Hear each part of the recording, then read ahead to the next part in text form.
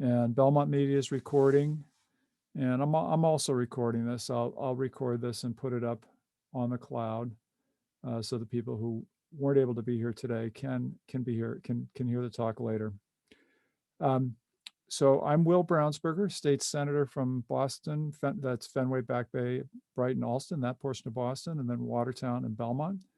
And I am thrilled to have with me my colleague, Senator Mike Barrett from Lexington, who has been a wonderful leader on the climate efforts of the Senate and the legislature, working with our partners in the House to get what's a really strong bill done.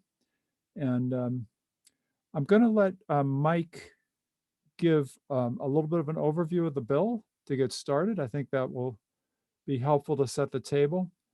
And then what I thought I'd do for just as a way of getting a lot of input sort of quickly, just allow people to, we'll do a real quick poll, just to sort of gather people's thoughts and reactions on different issues. And then we'll go to Q&A, and I'll start with some questions for Mike, and then then we can open it up to everybody and have a discussion. We don't have a set end time, but I'm thinking 90 minutes or 2 hours, and it probably should do us at the most. So Senator Barrett is a distinguished politician, having he's probably the only politician that I know who's actually held 3 different legislative seats, including the one that I now hold. So he's one of my predecessors as the state senator from the 2nd Suffolk and Middlesex district. But then he went on to an illustrious career in the private sector and returned to serve, which we're grateful for, because he has really had a huge impact with this climate bill, with just enormous yeoman work to shape an effective bill, and then enormous yeoman work.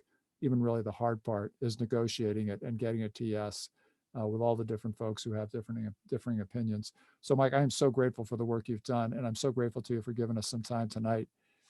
Mike is having difficulty unmuting himself. I am not, let me make sure that you can unmute. Let me get you, Mike.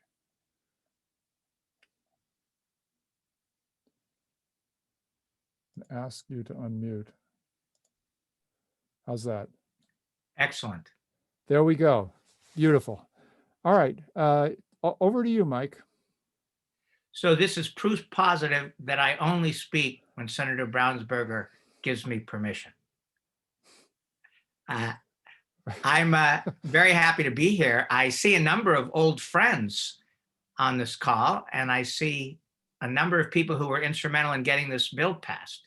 So a salute to my old friends, and a profound thank you to those of you who joined Will and I in this effort over the last year and a half. It has been that long. At the very beginning of it, when I wasn't sure about the smartest way or the most tactful one to move a complicated bill through the Senate and then through the rest of the process with the House onto the governor's desk, Will was the first person I called for perspective and advice. I think he will recall that early request for counsel from me. He is my go-to guy in terms of a sense of strategy for how to proceed within the complicated environment of the legislature. From the beginning, I tried to simplify for myself what we should be about. The Senate drafted its bill first, some months before the House. There was no template available to us, and I had to ask myself, what is the most important thing that a piece of legislation needs to deliver on with respect to climate? And I decided that there were 4 that should guide my general approach to seeking input from my colleagues about this bill, and seeking input, as it happens, from many of you. First of all, we needed to assume that to tackle the climate issue, the kind of cars we own, the kind of vehicles we see on our roads have to change. Just to bring this down to the real nitty gritty, I asked myself, what will it take to make sure that most of the cars in my neighborhood, but also in a working class neighborhood, a middle class, a poor neighborhood? What will it take to make sure that most of the cars I'm looking at are electric vehicles? What would that really take? And then an even more difficult question, I asked myself, what will it take every time an oil furnace gives out in my district or in a other middle class neighborhood, working class neighborhood, every time a oil furnace gives out and oftentimes a gas furnace, what will it take for people to realize that electric heat pumps are an option that they can afford and that works for them? And the third question, and that's a tough one, right? Because most of my constituents still have never heard of a product called a heat pump that might replace an oil or gas furnace. The third question was, well, okay, if everything should be electric that's sitting in the driveway or in front of the condo or the apartment, and if everything down in the heating and cooling space needs to be electric as well, off fossil fuel, what will it take to make sure that that juice feeding through those vehicles and through those heating systems is clean? What will it take to really green the grid? And then the fourth challenge I put to myself was, how can we make all of the above fair? How can we make certain that communities that have taken it on the chin in terms of all kinds of environmental impacts not have to go through that process again? How can we distribute the pain and the gain in a way that's equitable? When all is said and done, as many of you know, the climate problem, and solving it at least, comes down to those four questions. Green the vehicles and green transportation, green buildings, green the juice, the electricity that's going to run through both sectors, and make sure that it's all done fairly. I tried to map the steps we took in drafting this bill to those four questions, and that explains a serious difference that I had toward the end with the Baker administration. The Baker folks wanted to make sure that so-called economic sub-limits weren't overly chafing. Here's what the bill provides, and we're the first in the country to do this. We say, yeah, every 5 years, not every 10, that's that big amorphous number currently staring us from a far distance every 10 years that we're supposed to achieve in terms of emissions reductions isn't motivating enough. 10 years is too long. One number is too few. Let's bring this down to an emissions reduction goal we need to meet every 5 years. And then, in order to make sure that our thinking is granular and does focus on buildings and transportation, let's hold ourselves to 6 emission sublimits within the overall limit.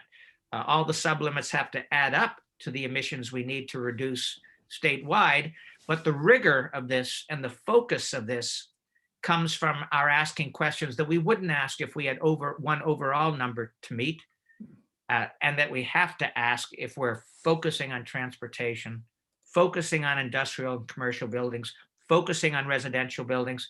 I think for this very reason, the fact that the Senate and eventually the Senate and the House were looking for specificity, concreteness. For this very reason, the Baker folks pushed back at the end, and the legal enforceability of sublimits were one of the 2 areas of contested terrain most of interest to them. I'm pleased to say that in the end, we prevailed. We made sure that the economic sublimits for transportation, for residences, and for commercial industrial buildings, and for electric power are legally binding, but it was a heck of a struggle toward the end, because the builders and developers, who turned out to be the chief allies of the go slow contingent around this bill, did muster a serious counterattack. And the Baker folks did take their side, and it was touch and go for a very long time. As some of you know, the other main area of contention at the very end had to do with our requirement, first initiated in the state Senate, for what became net zero building performance standards. In this respect, the bill actually became stronger. And I want to give a lot of credit to the House, by the way, because they had some interesting ideas in this area. We started out in the Senate 2 years ago with what we thought was then state of the art. At the time, expectations of what we might move through the House were modest, and what we could get past this governor more modest yet again. So all the specialized municipal opt-in stretch energy code language we originally aimed for was one that included a definition of something called a net zero building. What a municipality might opt to do with that definition, we left undefined. We thought that establishing a beachhead of any kind in terms of net zero buildings would be quite an achievement. Well, our sense of the possible increased over the 2 years that we fought through this bill. We found very strong allies and support in the Massachusetts House of Representatives. So in the end, we adopted language that not only calls for a definition of net zero building, but quite apart from that, we mandate our Department of Energy Resources to create a set of net zero building performance standards. Building performance standards as a concept, and net zero, by the way, always needs to get inserted in the front of those 3 words. The 5 words are a whole. Net zero building performance standards give the executive branch a much broader set of marching orders than are calling for a definition of net zero building, which remains in there as a requirement as well. So towards the end, that too was fought over. And I don't need to tell you folks, because there are some experts listening to this call, that giving municipalities the option of finding a way to go net zero in terms of its new construction is critical to meeting that criterion I mentioned at the beginning, which is, are you going to write a bill which addresses emissions in buildings, addresses the question of the heating system I go to when my current heating system fails and I need to find a substitute.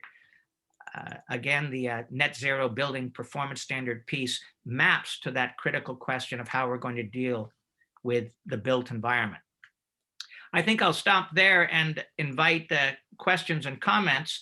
I will say that, of course, things are looking up in one additional domain that hadn't been anticipated when the bill drafting began, and that's that the federal government is joining as a full partner, right? It's amazing what this president of the United States is proposing to do. I think tomorrow, many of us have been watching this, he's going to announce an infrastructure initiative that is expected to have a heavy emphasis on going green again in terms of both transportation and I hope buildings as well. I hope infrastructure encompasses both, because we do need the feds in there as a full partner. I think as a practical matter, when you ask the question, how are middle-class families, how are working class families, how are poor families going to be able to do that electric car thing? How the heck, if I have an oil furnace, and even though there's a very good payback to an electric heat pump, but there may be some upfront investment I need to be able to muster. How am I going to be able to afford that upfront investment, which will pay for itself, but in the beginning be a challenge? The state needs to increase its subsidies for families and individuals. The feds need to come and increase their subsidy as well for the heating system and for the EV, both, because we need to see, and we've not really come to grips with this. Large numbers are difficult for human beings to kind of get their heads around. We need a very large number of electric vehicles in the driveways of Watertown, Belmont, and Boston, rich neighborhood and poor neighborhood alike. We need clean green buses, MBTA buses moving through those neighborhoods. And as I say, beginning with oil heating in particular, but extending to many gas heating systems, we need people to be comfortable installing a new kind of technology that they may only be vaguely familiar with today. So we need incredible numbers of Massachusetts citizens to make those individual consumer choices. And something as vast as the climate issue really comes down to asking the question, how can government help people deal with what keeps them warm in their houses and what gets them to shopping, to entertainment, to a job on the roadways and the mass transit channels of the Commonwealth. That's what this is all about. We've got to keep this very real, very granular, very specific, very down to earth, and then we'll get the job done. Thank you, Will. That's my sense of what we need to be about here. That's a great opening and a great overview. So what I want to do next, since we have so many people on the call, there are at this time about 168 people on this call. I'm going to launch a poll to just sort of give a quick sense of what people's top interests are as the discussion moves forward, so that we make sure that we touch on the things that are of interest to a lot of people, maybe if we go into more depth on any of those. And then also just get a sense of people's general orientation to the issue. So let me just launch this poll. And those of you who are on Zoom with me now should have a poll in front of you. And you should be able to sort of browse through and select. First, the first question's about, is a multiple choice question. You can check as many as you would like, although I encourage you to check maybe 3 or so to just sort of give some kind of sense of relative interest, even if they're all of interest. Just maybe pick 3 out of the top of under question number 1. And then you've got a single, and then the second one is, I think the second 2 are kind of self-explanatory.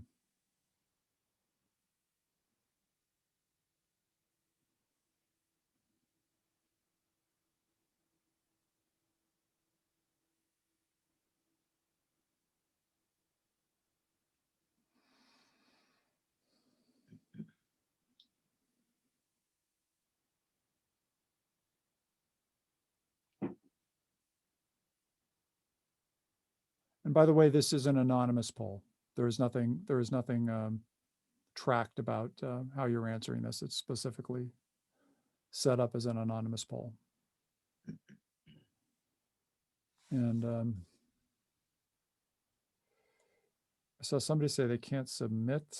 Hopefully that's because maybe there's a question you haven't answered yet. I don't know. Scroll down if you're having trouble submitting. Make sure you're seeing all of it.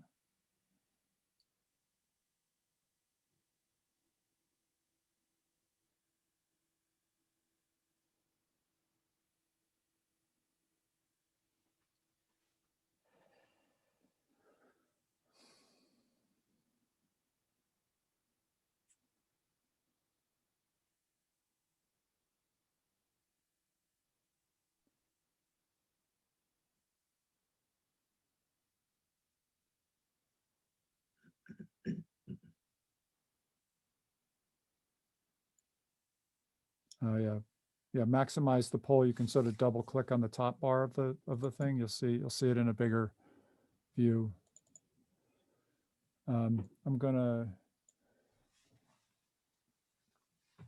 just stay with this for another minute or two. Just give people the opportunity to do it because it's a good way to see what people want to hear more about. And I will share the results with everybody.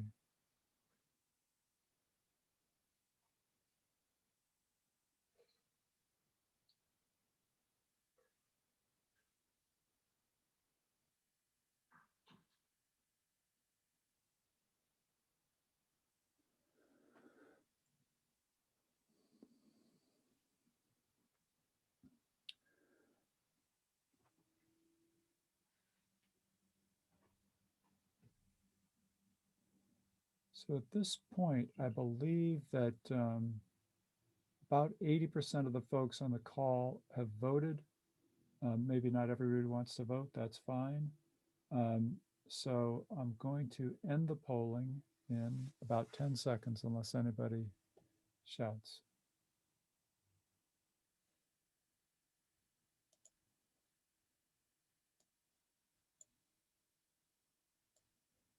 All right. Share the results. Hopefully, people can see what the results on this call were. We've got a lot of interest. The thing that people do want definitely hear more about is the net zero building code.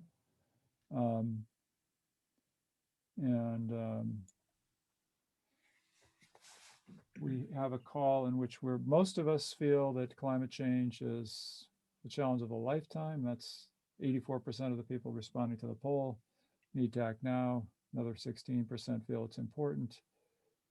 We've got one contrarian on the call. That's fine. So Mike, I guess maybe the thing that I'm struck by as I'm really very glad and very just grateful and proud that we've done this legislation. At the same time, as I've thought a lot about it, I'm very much sobered by the promises we've made and the magnitude of the challenge we now all face to actually make this thing happen. It's an enormous challenge and I think it would be good to talk a bit about the challenges in each area. Now, people have clearly expressed an interest in the net zero building code and the emissions reduction process and the environmental justice issues. But maybe let's start with a conversation about the net zero building code and more broadly the challenge of meeting the goals of our climate plan over the next 10 years. Let's focus it that way. What are we really going to have to do, Mike, over the next 10 years to achieve what is now we think we're going to be at 75% below 1990 in 2020. We hope that's where we were, and probably thanks to COVID, we probably are, because we cut our automobile emissions so much. We probably made it if for that reason, if no other. But we now have to cut our emissions down to 50% of 1990. So we have to cut our emissions by a third, from 75 down to 50. And that's a huge reduction to accomplish in 10 years. And to imagine doing that in the building sector. Let's start there, Mike, and talk about some of the challenges as you see them. Well, thank you, Will. A great question. By the way, before you go, Mike, hang on a quick second. Sure. I'm going to leave the poll up as kind of a guideline. Are those results in people's way, or you can just sort of move it to the side? Everybody okay? I'm going to leave those up. You can move it. I see it. Thank you, Cassandra. All right. So carry on. You can move or minimize those poll results if you want to. The municipal opt-in, net zero, stretch energy code will apply only to new construction, right? And to gut rehabs. So in the next 10 years, that's going to be a minor fraction of the entire housing stock in Greater Boston. For the most part, as we all know, the buildings, even the buildings that we're going to see in the year 2050, are already been built. We're looking at the future when we look out the window. So the net zero piece is important because, as a practical matter, in new construction, we're going to establish the ground rules and the best practices with respect to how you construct a building that only consumes as much energy as it somehow directly or indirectly produces. These are new construction is important, but it's still on the margin in terms of the total housing stock, which brings us back to the sublimits. The sublimits for residential buildings and for industrial and commercial don't apply just to new construction. They are broader reaching. The emissions goals that we need to set for those important sectors of the economy and need to achieve are the houses and the apartments and the condos that you and I and our friends and loved ones live in right now. So just to bring the focus back to the here and now, everything comes down to the question, how is my block going to change? How are most of the housing units that I can reach within a stone's throw going to get off gas or get off heating oil? And again, how is every car that I can see when I walk out my front door and look to the left and the right and across the street going to be electric? That's a huge challenge, but it's also, but here's the good news. There is a sense in which, especially with regard to electric vehicles, we're dealing with low hanging fruit. These are tangible technologies that we are actually familiar with. I'm not talking about heat pumps now, I'm talking about electric vehicles. So the first focus of state policy has got to be to ask the question, how the heck can we enable people to afford these vehicles? How can we make sure, and this is a private sector problem even more than a public, that there's enough choice so the consumers feel satisfied with their options? How can we deal with the range anxiety issue? That's for the most part, going to be a public infrastructure challenge that I think we can meet.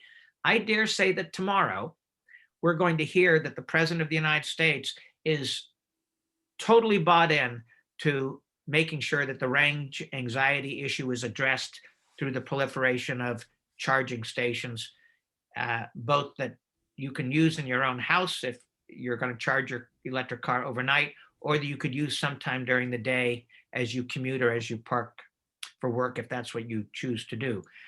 I think there's going to be a big emphasis on infrastructure.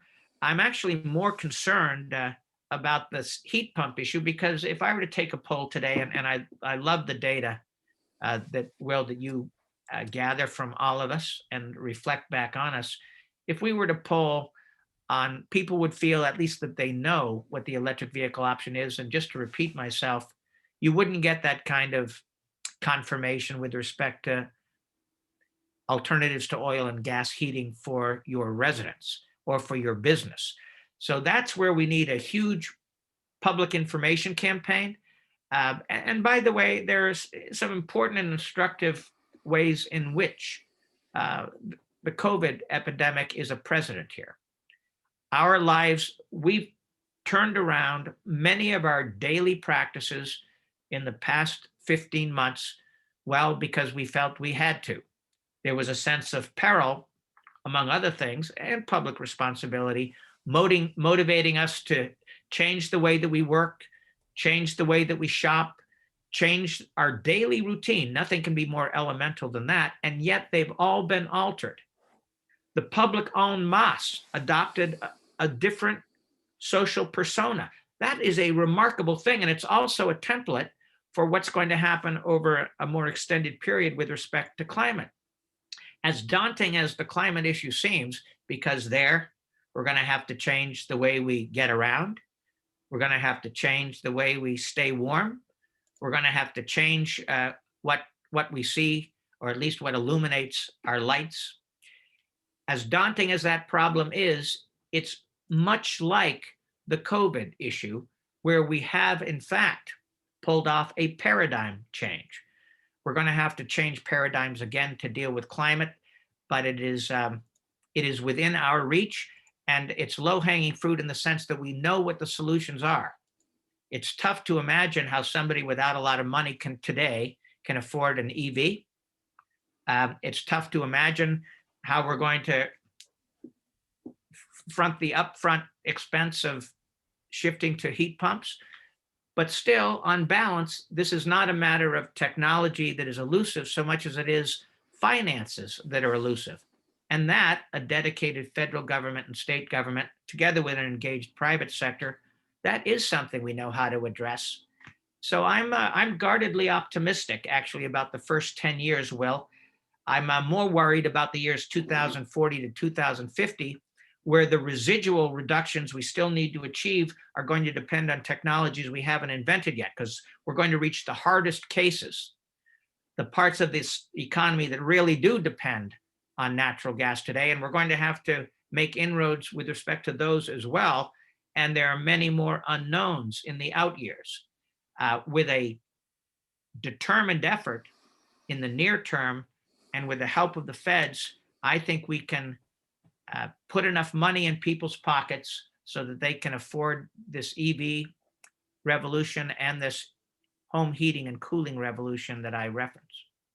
Mike, okay, so that's actually a rather inspiring way to talk about it, to say, look at what we've done in COVID, look how much we've changed our lives. that we can do something big as a society and how we do our daily lives. But talk about the grid. I mean, we're talking about shifting to all electric vehicles, which have huge charging needs and surge charging needs for rapid recharging. We're talking about switching to electric heat pumps. How does that all get managed? We ultimately need to have a green grid if that's all going to be green. The electricity is only as green as the grid is. What's your sense of our ability to really make all this make our power green? While you were talking, I went to an app on my phone, Will. I'm sure I'm not the only one with this app. It's available in the stores for both Google instruments and for Apple instruments. I went to ISO to go. You can download ISO to go and get a real-time reading of the sources of our electric power right now, pretty much in real time. And reading out these numbers will help us focus a conversation about how we're going to handle a transition. Right now, as we speak, New England is 44% dependent on natural gas for electricity, 28% dependent on nuclear, 16% dependent on hydro, 11% dependent on renewables. And just to deepen the complexity for a moment, you can also actually hit a separate tab and find out what that 11% renewable consists of. It's 54% wind, that's good, 25% wood, 19% trash, refuse, 2% landfill gas. So our renewables piece at the moment, because the sun is down, the solar panels aren't helping us much at all, and we haven't perfected our storage capacity yet to carry over the electricity generated by solar. So in the evening and in the dark winter months, wind, wood, refuse will supply the portion attributable to renewables. But remember, most of it, in any event, is natural gas, nuclear, and hydro.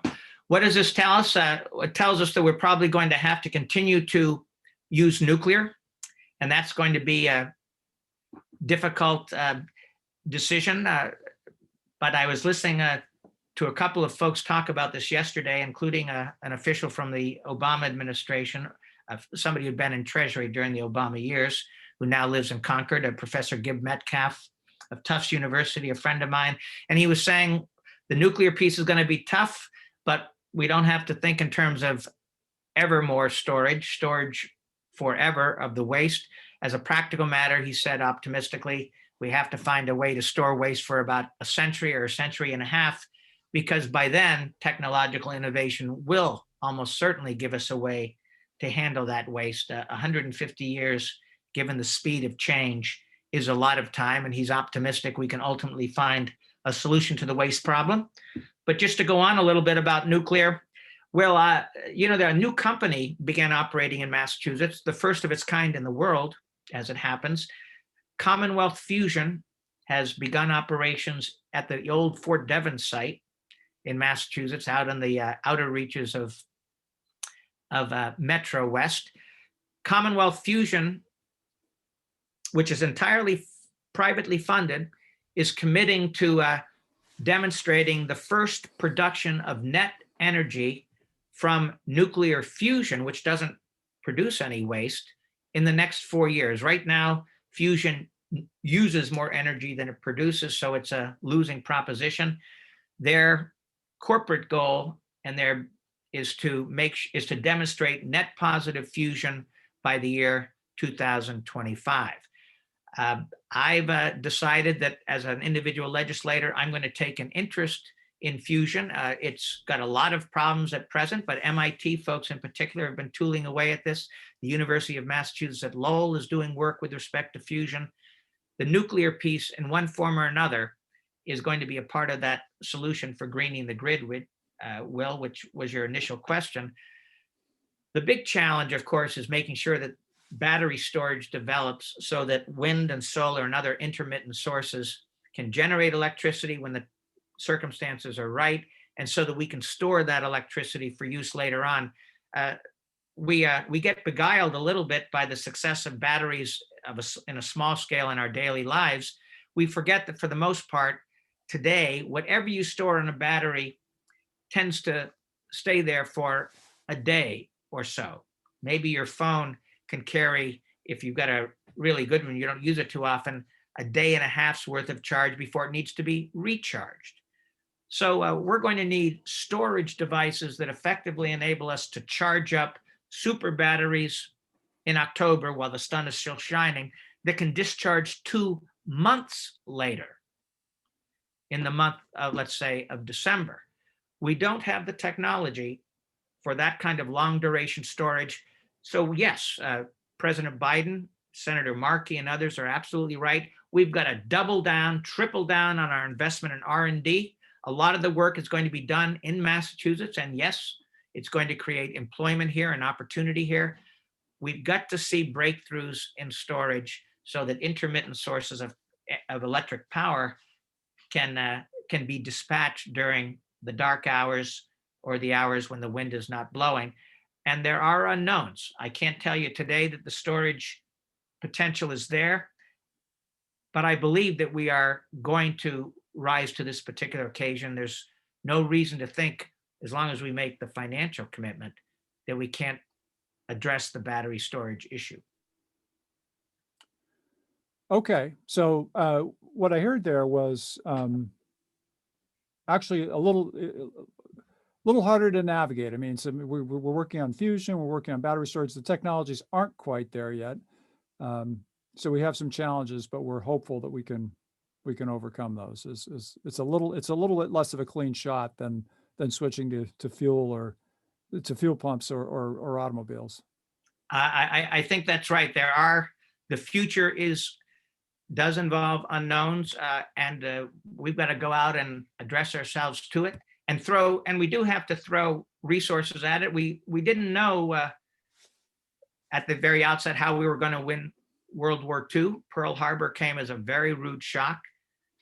We certainly didn't know how we were going to, or if we were really going to get to the moon. Yeah, these are familiar references to the points that they're cliches, but they also hold an element of truth. And we just got to go for it with an enormous amount of determination. Beautiful. Why don't we spend a little bit of time, Mike, talking to some of the equity issues raised to this here before we go to Q&A. I saw in the chat kind of, which I'm monitoring with one eye, we have a challenge of equity when we start talking about electric vehicles. I mean, a Tesla is, at this point, is kind of a badge of status almost. What can we make electric vehicles affordable for all? Is that going to happen? I mean, well, we have to, and I give you, Will, an enormous amount of credit on this issue. We're going to have to make sure that our mass transit is green as well. The Senate, we didn't just pass a climate bill in January of 2020. We actually passed a very serious piece of companion legislation totally focused on transportation. And in that transportation bill, which unfortunately I couldn't sell successfully to the House at the time, different speaker than the terrific guy we have now. In the Senate version, we said, look, we're going to green the T buses because we know that they go through urban neighborhoods where people may not either be able to afford a single passenger vehicle or may not take it as a means of getting to work in the city. So we said, look, we're going to be understanding toward the T, which has financing problems. And we know the car barns today aren't even constructed to permit interior space charging for a whole bunch of electric buses sitting side by side. We know, because we've got some pilot data, that an electric bus costs roughly 400% what a diesel bus costs, because we've got some electric school buses on the roads of Massachusetts today, and they do in fact cost 4 times as much as a diesel bus. So in our bill, we said, we're going to give you some time, MBTA, but by the year 2030, the only new buses you can procure beginning that year have to be zero emission vehicles. And then we're going to give you 10 more years because we appreciate that fleets turn over slowly and that There's a lot of legacy vehicles are going to still be around, but by the year 2040, we're going to set as an objective that all the buses in the T be green. We said one other thing in the Senate bill.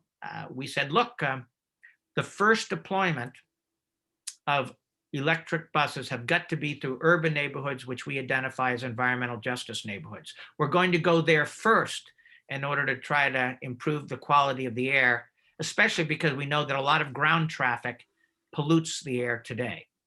So the equity piece is critically important, and the transportation domain is crucial. The original Senate approach was to treat transportation and equity in transportation with the same kind of seriousness that we brought to the rest of these issues.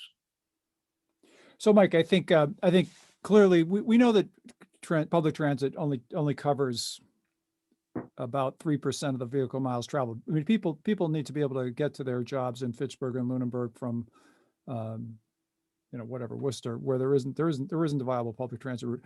If we're going to have equity here, we need to be able to. I think where it's going, and there was a question on the chat on this, that you're going to need to have very deep subsidies to purchase of electric vehicles, perhaps even income-related subsidies, if we're going to spread the. Yeah, I think we're now getting into some pretty gnarly stuff, and I'm just going to hazard an observation or two, because I think the kinds of issues I'm about to mention are issues that really need to be on the table and addressed in series of public meetings all over Massachusetts over the next several years. Here's an example. We probably need, as if we're going to address climate, to accept as a permanent matter that many folks should work from home, either because mass transit won't be available or because the number of vehicle miles in the state will otherwise defeat all our efforts. So what would the process be like? And it has to be a process. I'm not going to offer up a number because all of us are this is going to be contended space here. These are going to be tough issues to conjure with. But we need to have a series of public meetings in which we ask the question whether, as a strategy, we should set a target of people being able to work from home. What that would involve is our making sure that everybody has access to broadband. It could be that a very effective part of a climate strategy is to ensure that folks in the Berkshires and people on the Cape and the islands, people down in southeastern Massachusetts, that anyone can do a job remotely if he or she has the kind of job that's involved. We, of course, immediately focus on the jobs that don't lend themselves to remote work, and those jobs will need to continue to be done face-to-face. The truth is, as we know, and I was reading an article today in the New York Times about the dramatic change in Lower Manhattan. The empty office buildings in New York, the operating assumption today is that space, and this is tough to think about, will never be occupied, at least in the future that all of us are going to live through, that we'll never see that much foot traffic in Manhattan. Boston's a much smaller place. The economic impact of Boston of permanent telecommuting is still going to be serious, but be contended with. I'm not proposing it as a policy. What I'm saying is that each of us should seriously consider whether the total number of vehicle miles traveled needs to come down considerably, that mass transit can't fill the vacuum, that a lot of it has to be filled by people working from home, and we may need to fix that, or at least discuss it as a possible explicit objective. Yeah, it hasn't been put down as an explicit objective yet. Okay, well, let's, Mike, before there was a lot of interest in the environmental justice portions of the bill. So before we go to the questions, I'm sorry, one more thing before we go to questions. Mike, just make sure everybody understand what's in the bill from the environmental justice standpoint. Yeah, I think we've got the job half done, an important half, but half done on the environmental justice piece. It's the concept animates all of us. The particulars of this particular legislation are explicitly focused, again, on the built environment rather than on transportation, right? So let's all of us as a thought exercise ask ourselves the question, what is the source of environmental injustice today in Chelsea, Massachusetts? Or for that matter, in Mattapan and certain neighborhoods in Dorchester? Well, the first answer is we want to be careful. We don't want to prejudge the situation. An honest answer might be we're not sure. But as we thought about it some more, we would hazard a tentative guess that a lot of it, again, has to do with transportation. In Chelsea, for example, there's the New England produce market. One of the remarkable things about Chelsea is that you see a lot of diesel belching vans moving at street level through poor neighborhoods to and from the New England produce market. And at the same time, you see the Mystic River Bridge literally crossing over the entire city with all those emissions raining down on Chelsea from suburban automobiles. The reason the Senate had a transportation bill as a companion was because, in my view, and the view of folks I spoke to, much of the environmental injustice suffered by Chelsea is transportation related. We weren't able to address it, although we tried in the Senate initiative. The half that we did address is the built environment. All the EJ provisions, as it happens, amend a single statute, the Massachusetts Environmental Protection Act, or MEPA. And MEPA is modeled on a piece of national legislation that predates it, NEPA, the National Environmental Protection Act. And from the start, it requires a deep dive into the environmental impact of a given construction project. But it does not supply neighborhoods a veto over new construction. You get a lot of transparency. As a practical matter, you can push for a lot of change if you have adequate public hearings. So the MEPA changes, Will, that we made are designed to make sure that if your community is an environmental justice community, you get readier access to hearings, you get documents translated into the languages spoken primarily in that neighborhood. In some cases, you get some new legal standards supplied. For example, there's a concept that's very important to EJ advocates that has to do with cumulative impact. If I'm going to build in a neighborhood that's been beset by environmental problems in the past, I want the latest project evaluated not only for its own possibly negative impacts, possibly positive implications for me.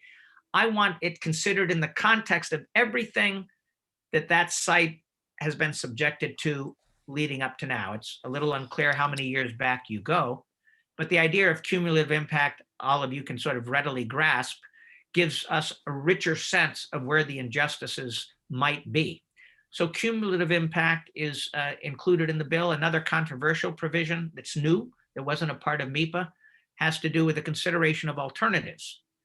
If a major developer wants to build in Chelsea or Roxbury and it's dirty, or it's got clean air implications, let's say, we ask that developer in a document that's going to be subject to public hearings and vetted by environmentalists we hope who work for the state, folks who work for the Department of Energy and Environmental Resources, we're going to ask that alternative sites for that development be considered so that it doesn't necessarily go into a site that suffered cumulative impacts.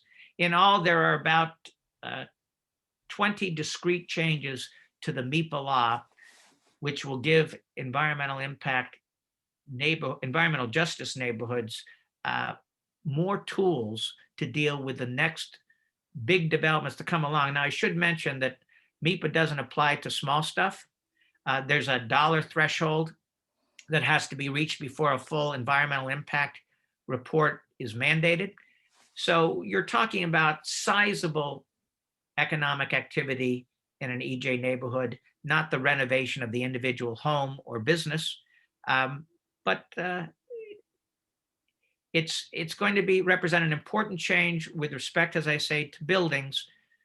I regret that we didn't also win the battle to supply justice in terms of green transportation. I suspect in the end we will find that we have to go there and quickly, that a lot of the dirty air isn't a function of today's development, which tend, by the way, in Chelsea to be condos. Folks in Chelsea are getting squeezed. urban neighborhoods are, at least until COVID, were being gentrified. It could be, and there's very little dirty stuff that's being built. There are 2 or 3 highly visible dirty projects, but for the most part, you're talking housing on a large scale. Still, it's important to give Chelsea and Roxbury and Dorchester a voice with respect to those developments as well. And we've enabled that to happen. Thank you for that overview. All right. Now, I guess what I'm going to do is allow people to raise their hands in the chat, in the participants list. So I think if you click on participants, you'll see a place where you can raise your hand. I see a couple of hands up. And we'll go to questions. And meanwhile, I'll also interleave some questions that if I can sort of filter them out of the chat. But if you want to make sure your question's answered, make sure you put your hand up, because it's hard for me to manage the chat as I listen to what Mike's wisdom. Steve Kleonsky.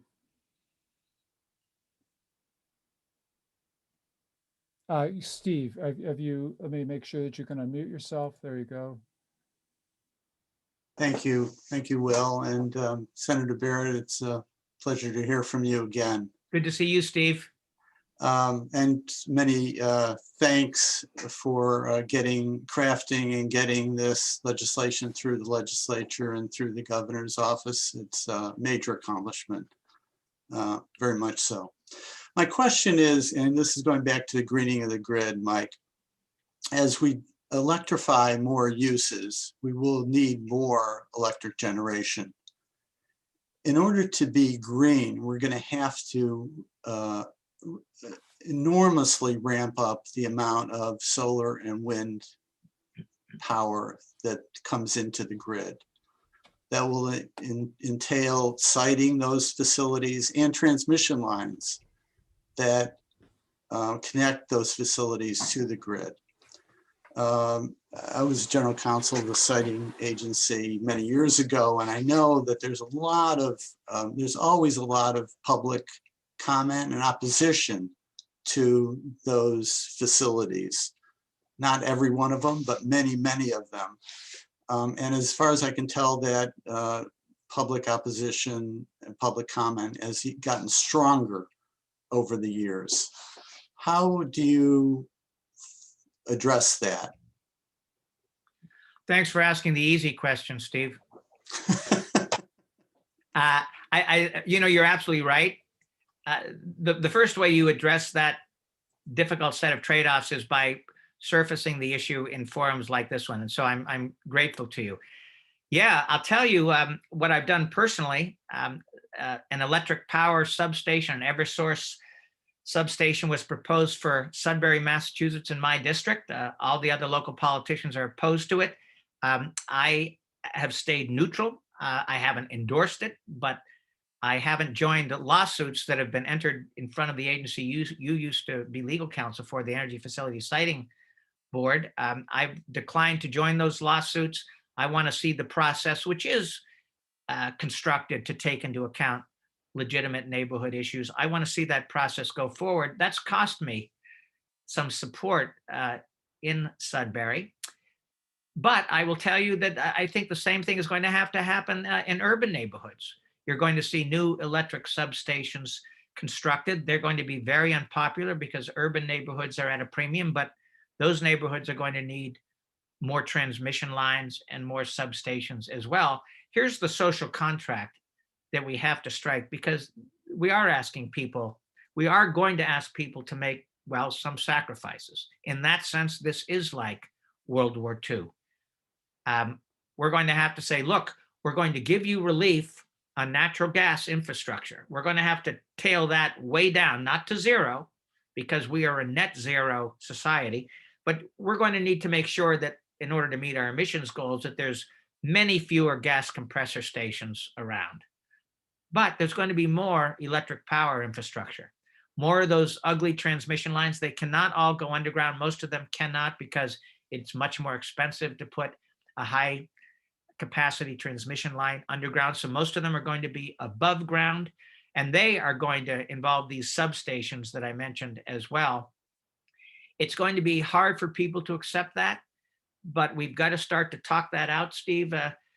The industry has a hard set of choices.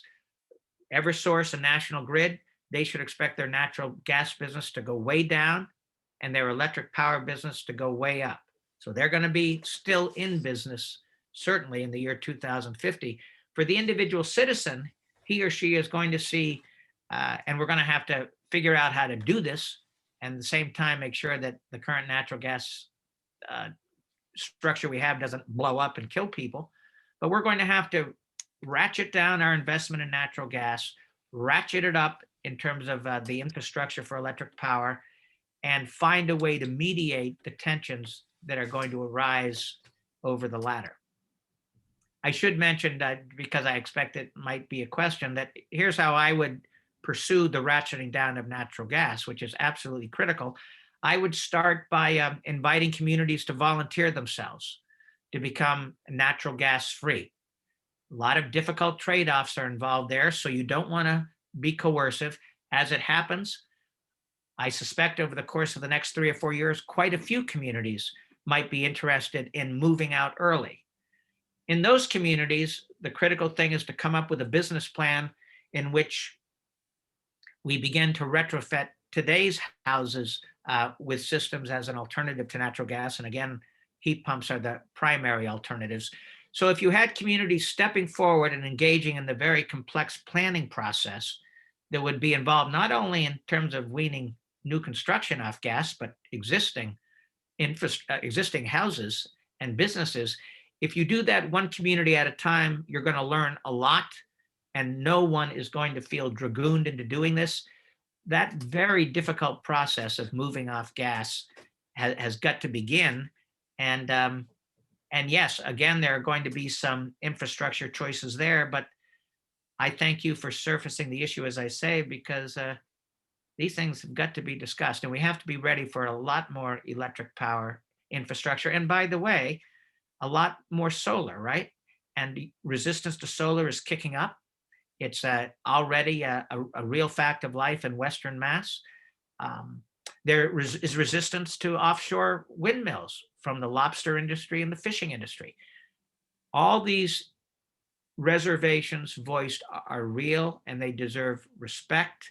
And we're going to have to work our way systematically through each one of them and still get the necessary stuff built. Thank you, Mike. Russ Rico is up next. Russ, 2 minutes, okay? Russ is my great friend. Hi, Russ. How are you? You're on mute, Russ. Yeah, let me get you going there, Russ. Here, unmute. Can you hear me now? Yes. Yes, we can. Okay. Michael, I've known you for a long time. You're a very capable person, an honorable leader like Will is. But we have some serious areas of disagreement here. First of all, I'm in favor of creating alternative affordable energy. I'm not in favor of social engineering. I am proud of what we've accomplished to clean up our environment in the last 50, 60 years. And that's never mentioned. It's as if we have done nothing, okay? Now, since there is no provisions in reference to the cost of energy and choice, now you're gonna hear my outrage. Okay, now, the legislature has given the poor and lower middle class the shaft with the cost of healthcare, housing, food, and now energy skyrocketing.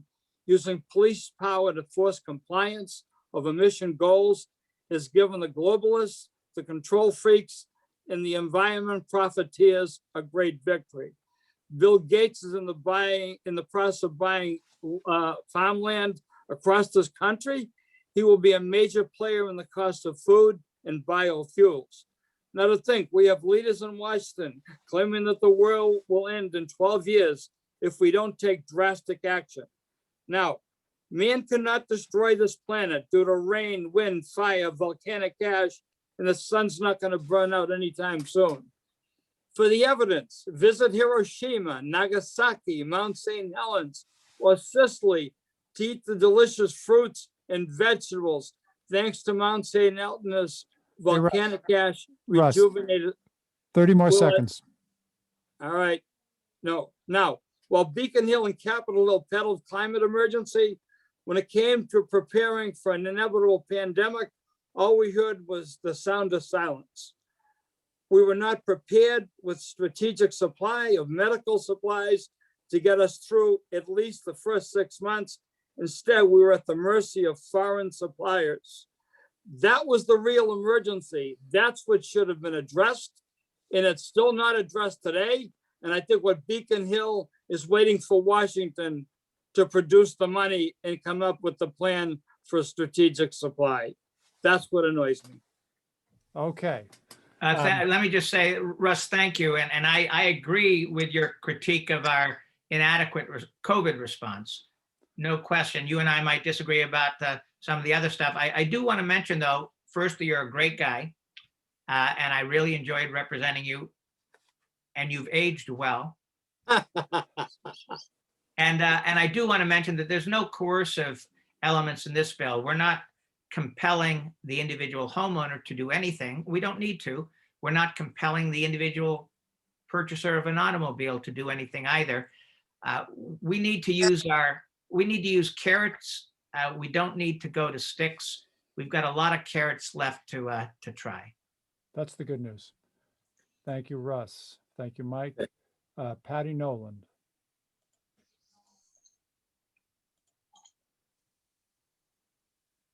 Are you there, Patty? Oh, did I? Let's see. Hang on, Patty.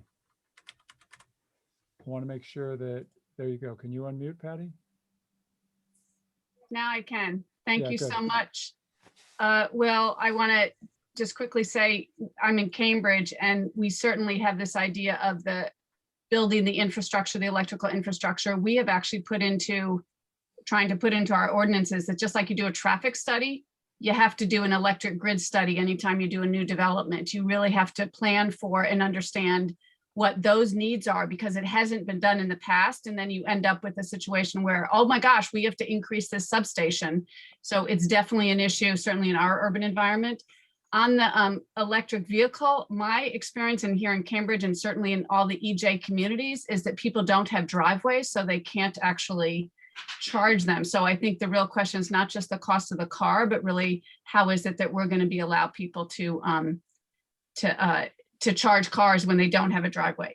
My question, which I actually appreciate your response on Twitter, is that with the net zero building code, is there any chance that those communities that you talked about, Senator Barrett, of being a pilot for perhaps getting off the grid, is there any chance that some cities could be allowed to, in advance of, instead of waiting 2 years for the net zero building code, stretch code to be built, for us to be able to ourselves, for instance, have a building that doesn't have gas, require that new buildings don't have gas infrastructure, anticipating that this might be a great pilot for us to move forward into the net zero building phase? Because as you point out, it's not only new buildings, but our existing buildings have to eventually be free of fossil fuels. But the quickest way for us to get to some buildings without fossil fuels is the new construction that is rampant across many towns. Is there any chance that within the context of this bill, you all could allow towns, and specifically invite towns and cities to say, we are going to have an ordinance to require that new development is fossil fuel free? Thank you, Patty, very much. A couple of observations. First of all, I certainly have followed with a great deal of respect a number of local initiatives that got going before there was even certainty that we were going to have a statewide bill dealing with the same topic. So I know that a lot of you guys started working early on this. However, I've read the text of a lot of these proposed local bylaws, and they themselves anticipate essentially the same runway. It's going to take about 1.5 to 2 years before a local ordinance happens. And of course, because we don't allow for these kinds of local initiatives in the bill, we instead anticipate a broad statewide commitment to net zero. Because of that, a home rule bill would have to be passed probably in addition to the local ordinance. So you don't save any time by going the local route as a practical matter. We wrote this piece of statewide legislation carefully. the new net zero building performance standards and the new definition of net zero building are going to have to be the law of Massachusetts before the end of 2022. Probably sometime in the month of December 2022. That's actually a pretty tight timeline. One reason it takes so long is because we require 5 public hearings. We want to hear from Cambridge, Lexington, Belmont, Arlington, Brookline, Newton. We want to hear from places where people have really served as the inspiration for what we did statewide. They are the pioneers. This statewide legislation is the fruit of your labor. And the addition at the very end of net zero building performance standards means, I think, that you need not worry about our falling short. But here's one more thing I want to say. The Department of Energy Resources under Governor Baker has given signs of foot dragging. I'm not blaming the department. I'm really blaming the folks who reign over the department. There is no question that the Secretary of Environmental and Energy Affairs has mounted a rearguard action to weaken the statewide language around net zero building performance. She failed, but she certainly seemed determined. So I am worried that what we will come forth with as a statewide construct won't meet your specifications. The solution there is for you to organize. We have to direct a lot of activism at these 5 mandated public hearings. DOER and the Energy and Environmental Affairs Secretary and the governor have got to hear the determination of folks who want new construction to be free of fossil fuels. So I would like to borrow some of that energy that's been directed to thinking through these problems within Cambridge and direct them at the state so that at the end, communities across the Commonwealth can benefit from the kind of thinking you've engaged in. Yeah. So I do want to redirect your attention a little bit. I don't think it's going to cost you any more time than putting all this together for the city by itself would have cost. Yeah, totally fair. I'm thrilled. 2022 will be here before we know it. And I'm just channeling my daughter who encourages me to do more because, she's 22 and says you are all too slow. But I really appreciate your leadership and also Senator Brownsberger's. It's critically important. Thank you. Thank you, Patty, for the kind words and for all you do in Cambridge for so many years. Ed Wall from Gas Leaks. Oh, then I'm sorry. There you go. How about that? You got it, Ed? He's still, there you go. There you go. You unmuted yourself and then you muted yourself. I'm unmuted now. There, try again, one more time. You're on mute, Ed. You are on mute. We cannot hear you. Can everybody can hear me, right? Yes. Ed, hey Ed, you're still on mute. Okay, there we go.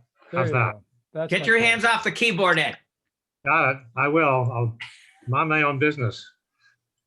Shoot, Ed. It's all Thank you very much for your prodigious efforts and very successful efforts. We very much appreciate that and looking into the future.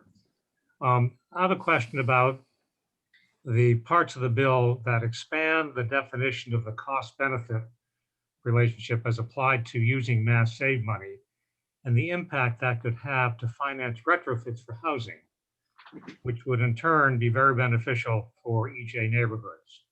So if you could provide some explanation of how that works, and also how can we make sure that the Energy Efficiency Advisory Council implements those provisions as intended? Thank you, Ed. And by the way, Ed Wall is one of the people I was thinking about when I mentioned that the folks on this call have been instrumental in helping to shape this bill. Ed has been is a real power in statewide environmental circles. So it's I am concerned, Ed, about Mass Save. I think Mass Save to date has existed. It's done some good things, but it does exist in a kind of parallel universe of its own, disclaims any responsibility for reducing emissions, focuses on the related but not quite the same issue of reducing BTUs, the amount of energy used. I want Mass Save to pivot and to begin to focus on what we've all got to focus on, which is reducing greenhouse gas emissions. So a critical piece is that we took a look at about 9 different instances in state law where the Environmental Affairs Secretary, where Mass Save, where the Energy Efficiency Advisory Council that you reference, and where the DPU all look at program elements that Mass Save might offer to you and to me in our homes. In every case, we found that there is a cost benefit element. In other words, Mass Save, run primarily by the utilities, which itself is a business model that needs re-examining, but Mass Save does apply, is mandated by law to apply a cost benefit analysis before it decides that insulation in your attic is something they're going to talk about before they talk about heat pumps or whatever. In every instance, I did add language in the Senate bill that says that the cost benefit analysis from here on out shall include a measure of the social value of greenhouse gas emissions reductions. That legal standard is one that I vetted with Sue Tierney and with other folks who served on the DPU in past years for Deval Patrick and others. We chose that legal standard. So heretofore, all the players, including the Energy Efficiency Advisory Council, are going to have to ask the question, okay, when we rank order all the things Mass Save might do, emissions reduction is one. It is not the only, but it's one of the elements that has to enter into the cost benefit calculations. I think that is very important, and it's going to materially change Mass Save's orientation. I should mention other things we're doing with respect to Mass Save. We require that the secretary, for the very first time, set an emissions reduction goal for every 3-year plan at the outset. And then at the end, we do require the Department of Public Utilities to look back at every 3-year plan and report whether the secretary's objectives were met. And I can tell you, while I do expect a pivot to happen with respect to this high-profile program, which, by the way, is the state's leading initiative in reducing emissions from buildings. We have to note, for better or worse, that the leading initiative in the state of Massachusetts at the moment to reduce emissions from building is run by the electric and natural gas utilities themselves with some kind of oversight, but it's kind of squishy at the same time. I've submitted a new piece of legislation this year. And by the way, the final thing, Mass Save is the only initiative of its kind in the Commonwealth of Massachusetts with no CEO. There is no one in charge, literally no one individual in charge by design, I dare say. So you've got no executive director, no chief executive officer. You have no board of directors. You have an advisory council, but no formal board of directors. This is a corporate structure presiding over an all-important emissions reduction initiative that nobody can penetrate and whose analog exists hardly anywhere else. If you take a look at the other New England states, this is not the kind of command and control structure that operates the equivalent of Mass Save in those other states. The Mass Save structure is unique. It diffuses responsibility. It diffuses accountability. And I hope that despite its infirmities, Mass Save takes to these new statutory requirements that we're imposing. But if Mass Save does not, this new bill of mine is going to begin to move. That's one of the things I want to compliment you on, Mike. I mean, one of the things that I think you've done in a very significant way in this legislation is thought as hard as you can about the institutions that we have and tried to change them in a way to make them stronger. I guess what came through mostly in this bill was there was memberships of a couple of membership things, moving some responsibility around, but also all this focus on accountability to say, what do we need to do to actually make these agencies accomplish these really difficult goals? And it's so deep. Will, if I could mention another example of that, just to show you how dense some of these problems are, the Department of Public Utilities, our PUC, has existed for over a century in one form or another. In the 100 years or so of its existence, the legislature neglected to give it an organizational charge. We've never told them, as a matter of statute, what to think about as they set our natural gas rates and our electric power rates. That changes as well. In this bill, and in the Senate in particular, we gave the Department of Public Utility its first ever mission statement. And we took a look at the two things it traditionally does, which is worry about affordability and worry about the reliability of the grid and of the natural gas infrastructure. Reliability and price remain central, very important. But we also added reductions in greenhouse gas emissions. In fact, because we wanted to be thoughtful about this, we added security, because these systems have been the target of cyber hackers and physical saboteurs.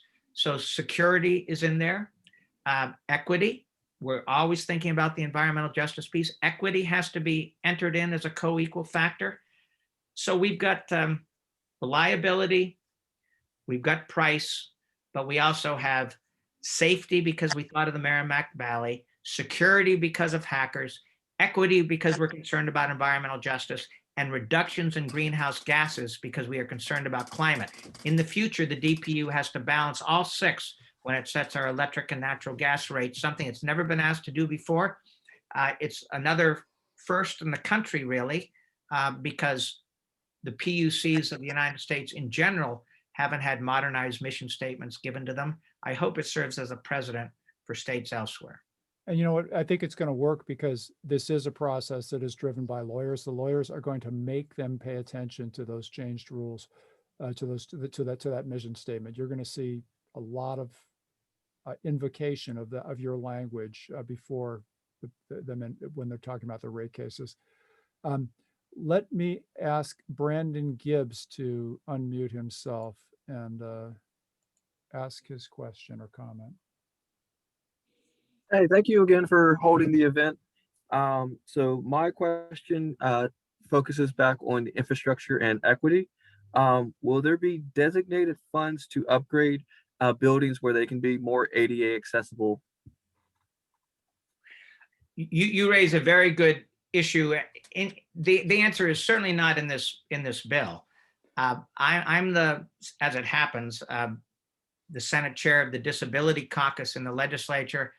I have worked on ADA compliance issues because I've supported a bill for years that has been pending to make sure that an appeals process involving historic buildings nevertheless accommodates people with disabilities. So I am very interested in the financing question you raise, but this was not an appropriations bill. So that it is not a money bill. But that kindred question is an important one, and it's certainly one that I would like to learn more about and that I've been actively involved in thinking about thus far in my legislative career. Thank you for raising it. Very important thing to keep front and center. Jolly Tagger has a story that she wants to share, and so I'm looking forward to that, although I don't know what the story is. There you go, Jolly. Okay, can you hear me? We can, yeah. Okay, so I actually have a question, but I want to tell the story first. But Bill, I want to thank 2 minutes, for- Jolly, 2 minutes, right? Okay, I want to thank you for hosting this, and Senator Barrett. The story is in June of 2019, I was at the CBANE conference where you were honored. Which conference, Jocelyn? The CBANE. Oh, yes. You were honored in June, and we were listening to, I don't know if she was the head or somebody from DOER talk about the governor's, their policies and the governor's policy. And it was quite clear that they were going to take a lot of time because they had to research this very carefully. And in the question and answer period, you stood up and you asked the question, I think, but then you made a comment and you said, if the DOER is going to take a long time, well, then the legislature will just have to do something about this. That was in June 2019. And here we are less than 2 years later with this incredible bill. So I want to thank you. Thank you very much. Thanks for remembering.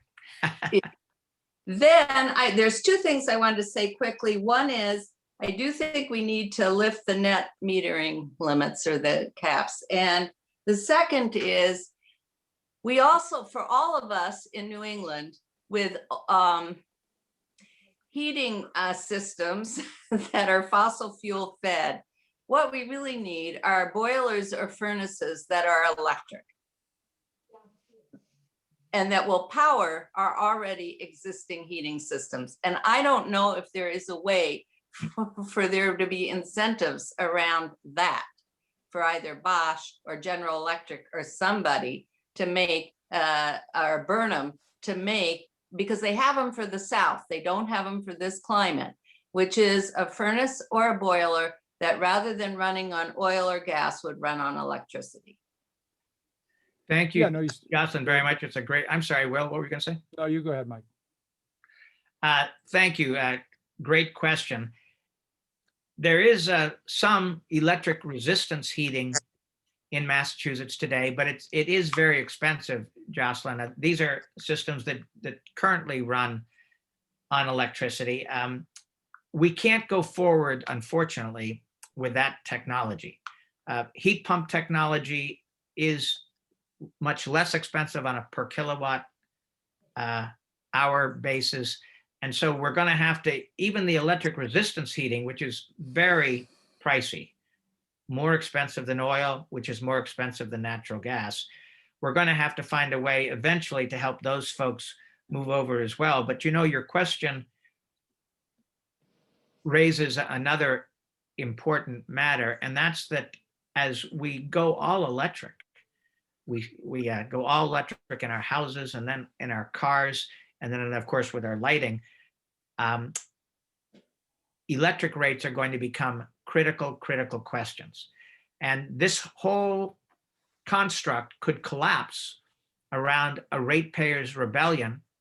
At the present time, our electric bills are in check because we actually have high per kilowatt hour charges, the highest in the United States, New England, but we don't use a lot of electric power. So the total bill at the moment is pretty much at the national average, which is a good thing, something that's not fully appreciated.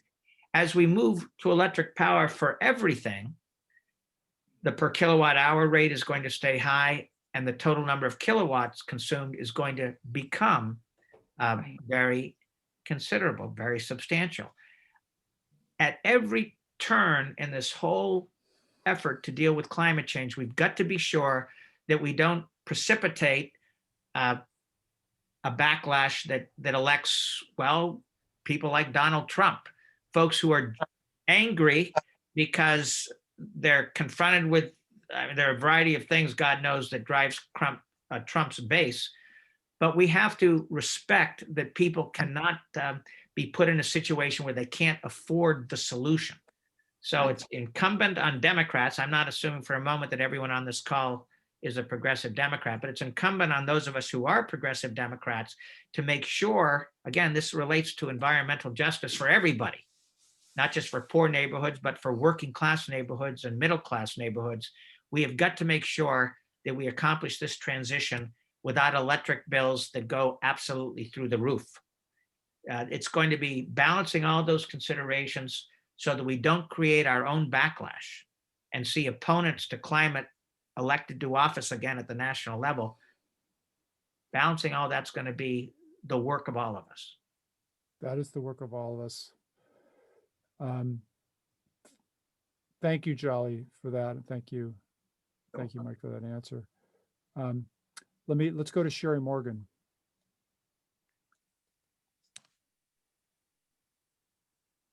Hello. Hello, you got it. Okay, Senator Barrett, I just want to say thank you so much for all of your work to get this bill passed. I have read the bill and I am just very impressed with the provisions that are in the bill. I've also read my way through the entire draft Clean Energy and Climate Plan for 2030, and we have a lot to do. So I'm very hopeful when I hear you talk about holding public hearings. I think we all need to do a lot better job of letting the citizens of Massachusetts know what lies ahead. And so I've been sitting here thinking, how are you going to work with your colleagues in the legislature to help educate everybody in Massachusetts about what we need to do? Thank you, Sherry. I Good can, I questions. want to mention very quickly, we don't have to dwell on it too much, a provision of the Senate bill that did not survive negotiations with the House, and that would have created an independent climate policy commission. The idea of this commission would not have been to substitute for legislative policy making or even for executive branch regulation making and governance. An independent climate policy commission would have focused on basically getting the word out, making sure that the numbers and data available to us are so good that we can figure out exactly where we are, Sherry, as we move toward improving our situation. Right now, the flow of information is controlled by the executive branch. That is untenable. And I'll give you a very concrete example, which led to my coming up with this Climate Policy Commission proposal.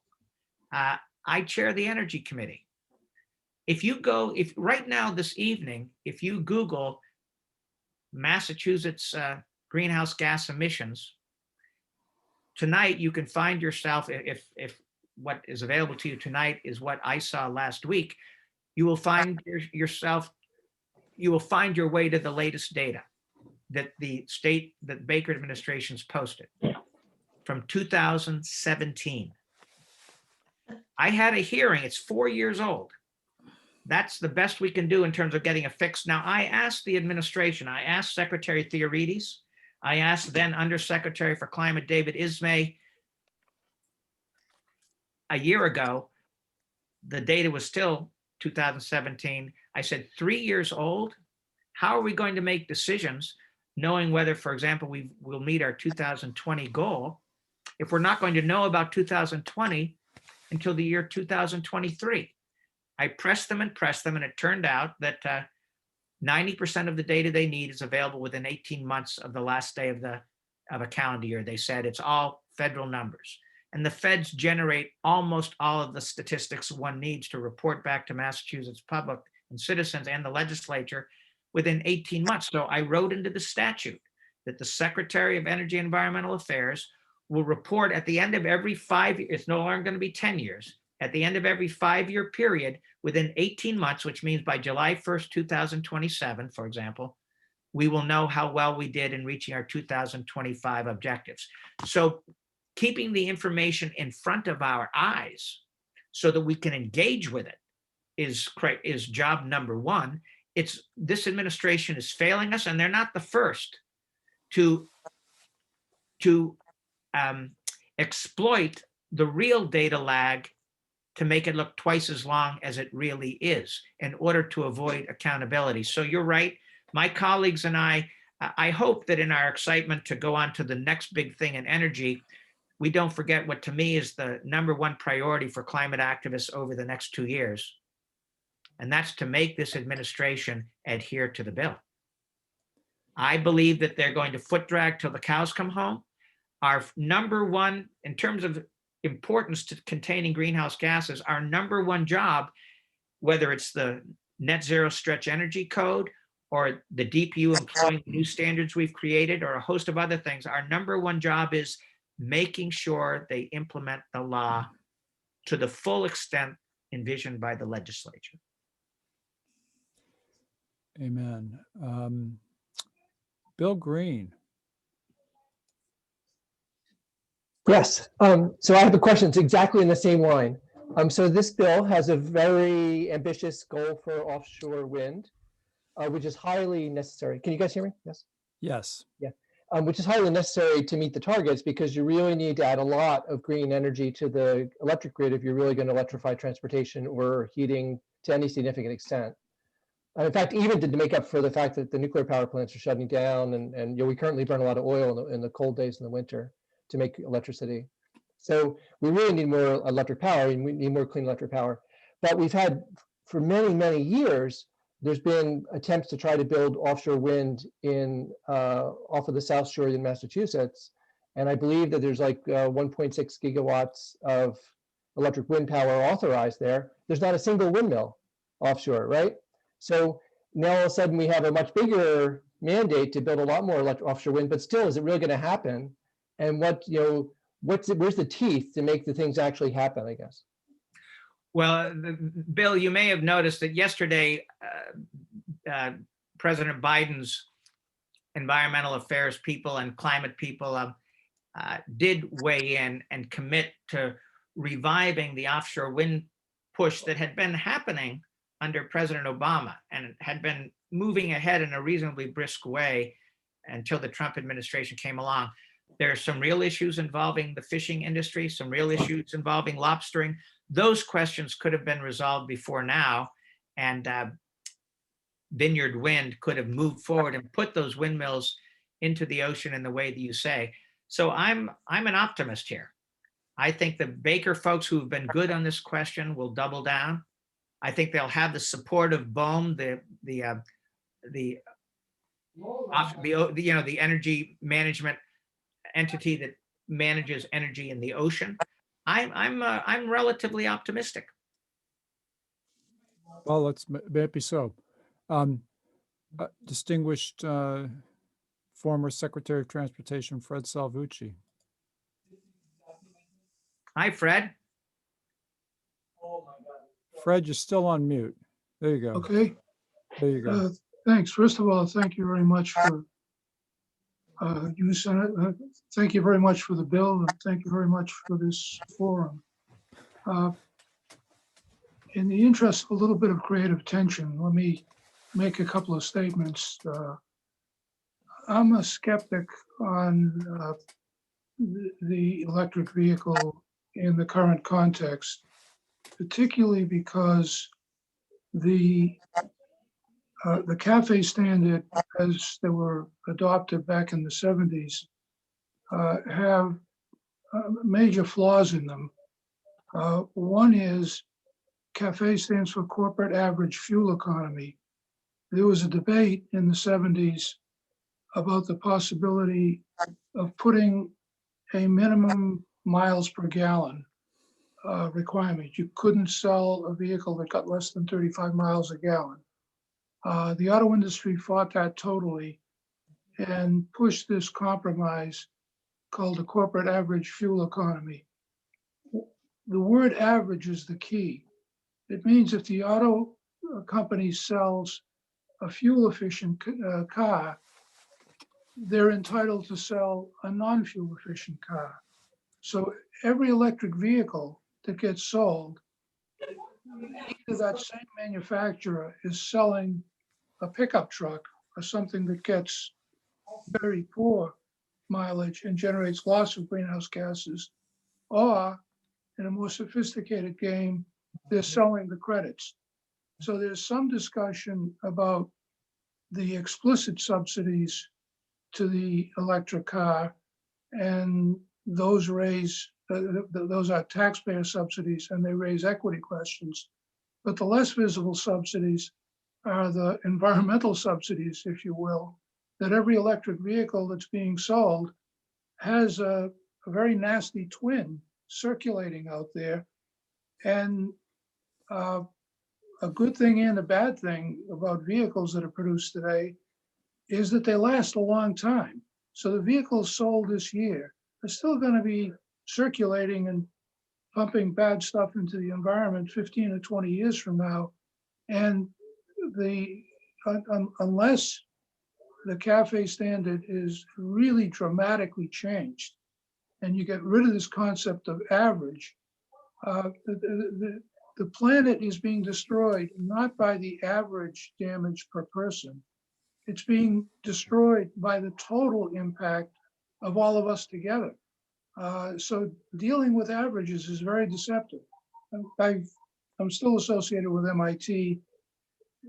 Lots of people at MIT play this game ad nauseum. We're bending the curve. It's better per capita than it was. That's not the issue. We have to lower the totals. And a mechanism like CAFE is really very badly broken. So if we don't deal with that, and I'm interested to see, I love the fact that Biden is president and Gina McCarthy is terrific. But if the auto industry is awfully powerful, if they don't break the cafe standard, we can all think that progress is being made when it really would continue to get worse in reality. Well, thank you, Fred. And by the way, I think everybody on this call knows Fred Salvucci. He's a hero to me. He was one of the handful of brilliant people behind much of the brilliant things that Mike Dukakis did. So, Fred, it's wonderful to see you and to get your advice. Before I answer, Thank you. what counsel would you offer to us?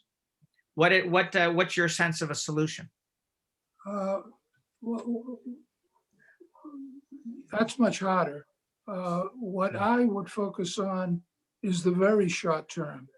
Every vehicle that is sold is going to be around for a long time.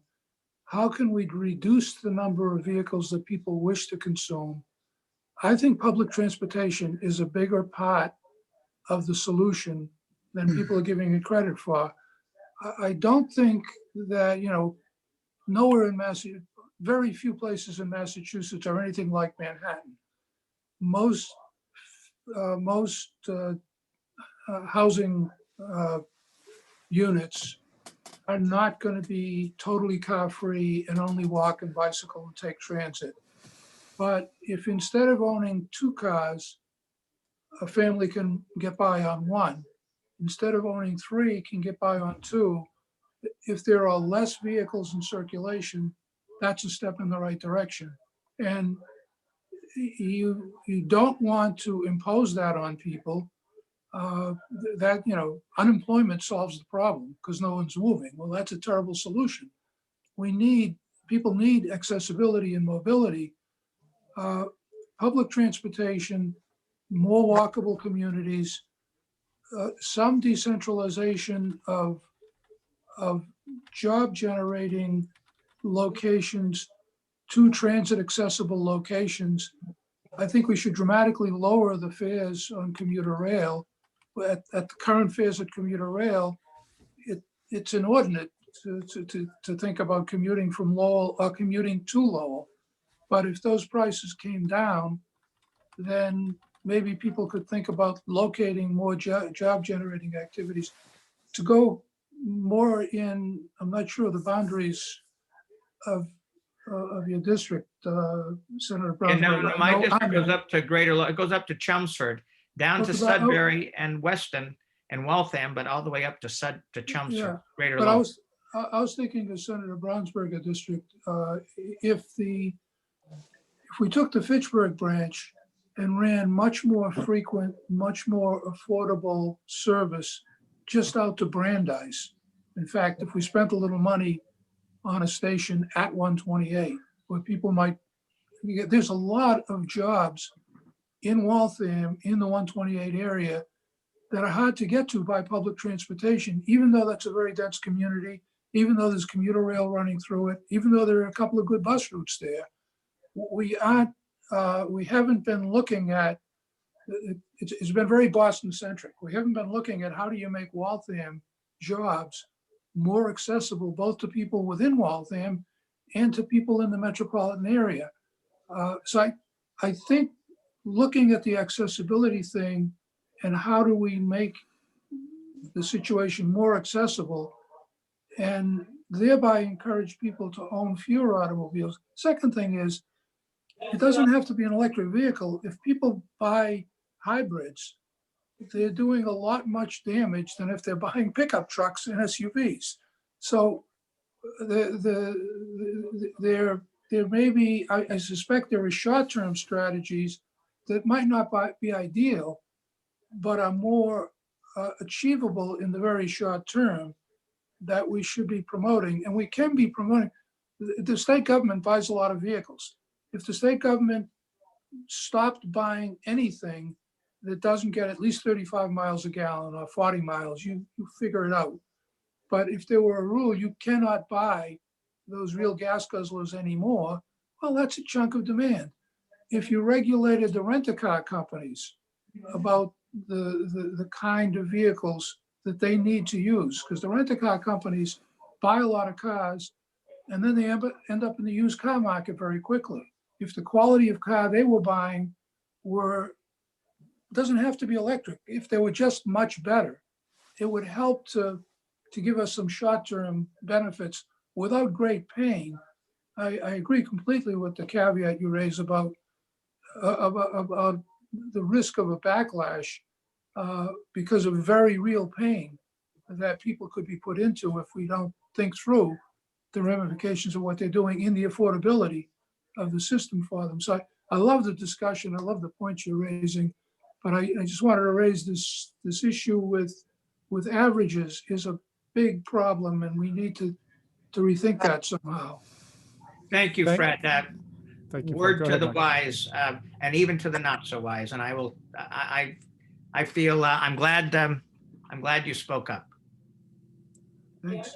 Thank you again, Fred. Thank you, Senator. Another distinguished public servant, former counsel to DCR, Dudley Bogdanian.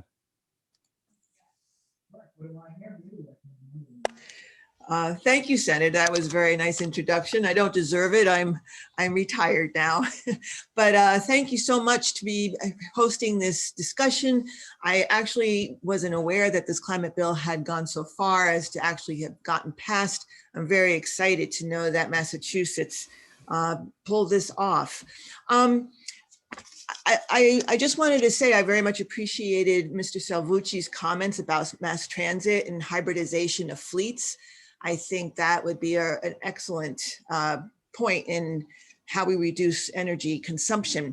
And I also am thinking so many of the issues that have been raised as part of this discussion in this chat, where do the wind farms go? Where do the solar farms go? Where do the power plants go? How many more transmission lines will we need? How much biomass is okay? Should we start using nuclear, which if we're sane, we wouldn't do? How do we keep rates down for electricity? How do we confront environmental justice?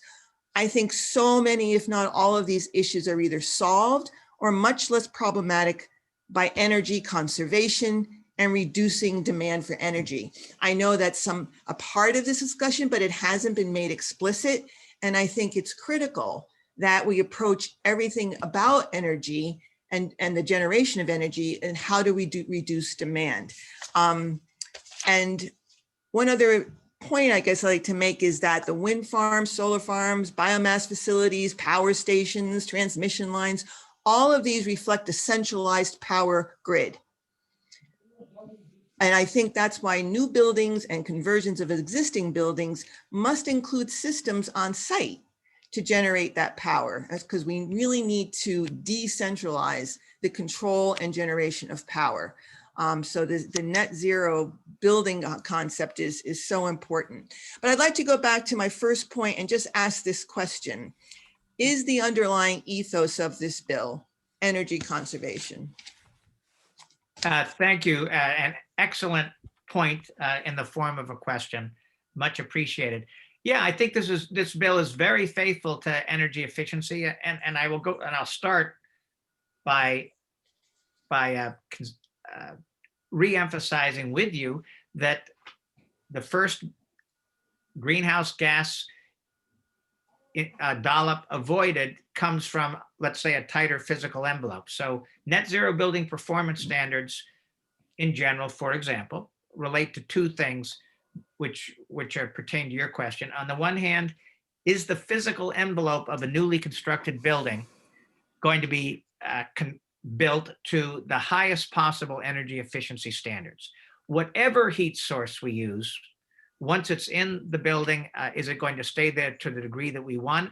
Are we going to have good windows, good doors, insulation in the walls as well as in the attic? Are we going to make sure that every BTU generated stays in place? But secondly, net zero does then talk about energy source, and it strives for a balance between the two. The energy envelope, which is an energy efficiency priority, has to be built to advanced standards. And ideally then the energy source will be green in the form of an electric heat pump, and the BTUs generated will stay where we want them to inside a building on a cold day.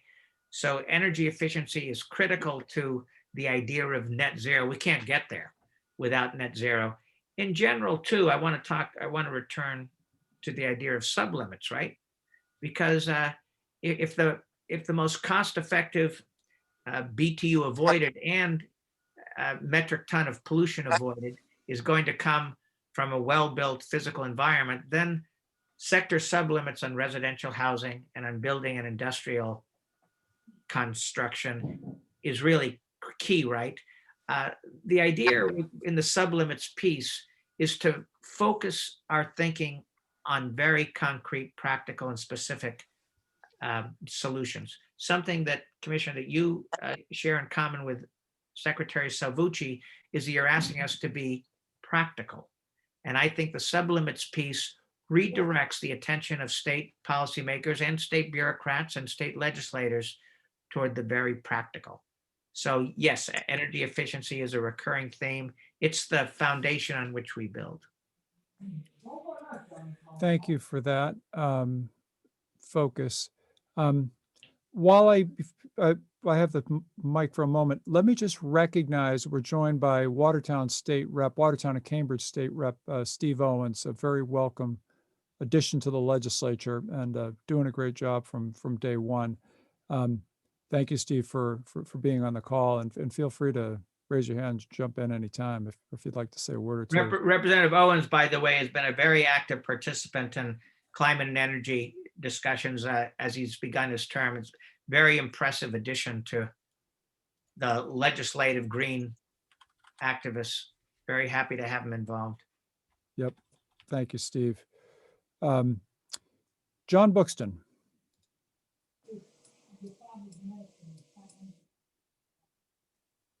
Can you hear me now? Yeah. Good. Thank you. Thank you, Will. Thank you, Mike. What you are doing at the state level is unbelievably wonderful. It sets a great example for other states. But I'm a little bit curious as to why there hasn't been any discussion about whether it's the Paris Accord or something else that will save our planet more than Massachusetts could. And going back just 50 years, I was enforcement attorney at EPA.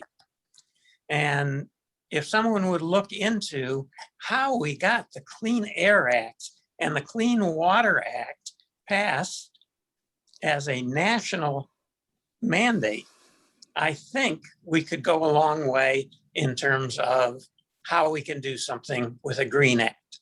On a local basis, I am so impressed and so thankful for Michelle Wu, who is running for mayor of Boston and who has as two of her primary goals, green energy and equality.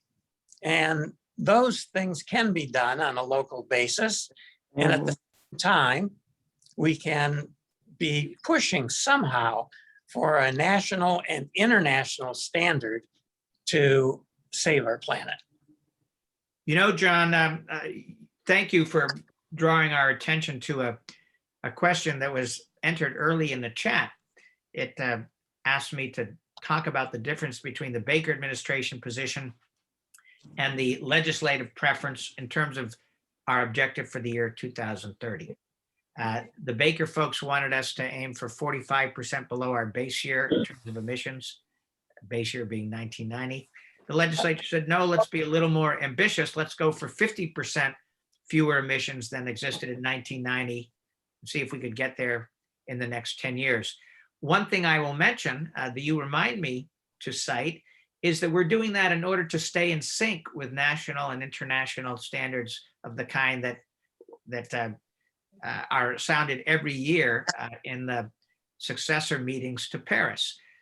It is widely expected on April 22nd, Earth Day of this year, that John Kerry, our international ambassador on all things climate, will articulate a new national determined contribution, a new NDC that the United States is to aim for as it's part of the accords, including Paris. And the NDC for the United States is, at least the chatter at the moment, the guessing at the moment, the informed guess is 50% below the base year. In Paris, the base year was chosen as 2005, not 1990. As it happens, total emissions in Massachusetts for the year 2005, which is the international base year, were almost identical to emissions in Massachusetts for the year 1990. So in our setting a goal of 50% below 1990, we neatly fall into line with what the United States commitment is likely to be, which is 50% below 2005. We are trying to stay in touch with our international and national obligations as world citizens, if you will. And that led to our breaking ranks with the Baker people.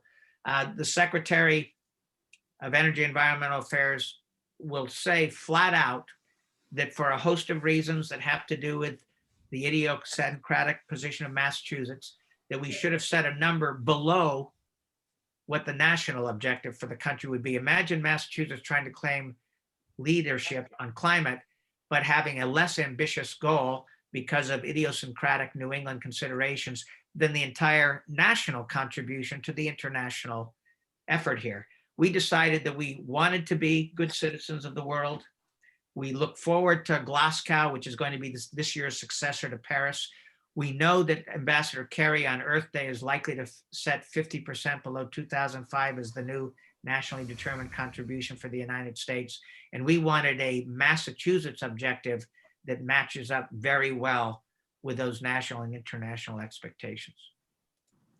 That's terrific. The other thing that's not quite so local, but has done terrific work in this area is MAPC, the Metropolitan Area Planning Council. Terrific. And they have a wonderful record all around Boston, but Boston seems to want to control its own building and medians and whatever else. And I think that we need to join the MAPC, not just in words, but in action. Well, let me say two things. First of all, a special shout out to Will Brownsberger. I mentioned the importance of Massachusetts staying on a par with what we expect our national commitment to Glasgow will be. Will's bill was the bill that proposed that we do 50% below 1990 by the year 2030. That's where I got the idea from. So I am indebted to Will, who's been a lion on these issues for years. John, I want to offer another perspective on Boston. MAPC advised me personally on net zero stretch energy codes as recently as 2 weeks ago. They are terrific. They're the go-to organization for a very sophisticated sense of what we can hope for in terms of the built environment. But another source of expertise on which I relied a great deal, coincidentally, also as recently as 2 weeks ago, was the city of Boston. They have a fantastic planning staff. They are terrific around net zero. Boston's made a point of issuing studies that show that we can have affordable housing that with the help of some subsidies can be met by working class rents and the rents that poor people can pay. Affordable housing that is net zero housing. As long as there's enough of a footprint there to mount some solar panels, you can have net zero housing that is affordable. And we have the city of Boston to thank for pioneering in that respect. So I certainly want the city's brilliant planners to work with their equally smart counterparts at MAPC. But I must say, the city of Boston and the city of Cambridge are the two sources of information at the municipal level that I and my staff drew the most knowledge from. Okay, and one last thing in response to what you said. I happen to personally believe that anyone who works in Boston should be able to afford to live in Boston. Some of these people who are making very low wages are going through transportation, which is crazy to get here, hours each way. And that makes no sense whatsoever. We need a goal to say anyone who has a job in Boston needs to be able to afford, with the help of whatever agencies or neighborhoods or planners, to be able to live in Boston. Well said. Thank you, Will. Thank you, Mike. Thank you, John. Thank you, John. Thank you so much. Jean Mooney. And let me make sure you can unmute There you go.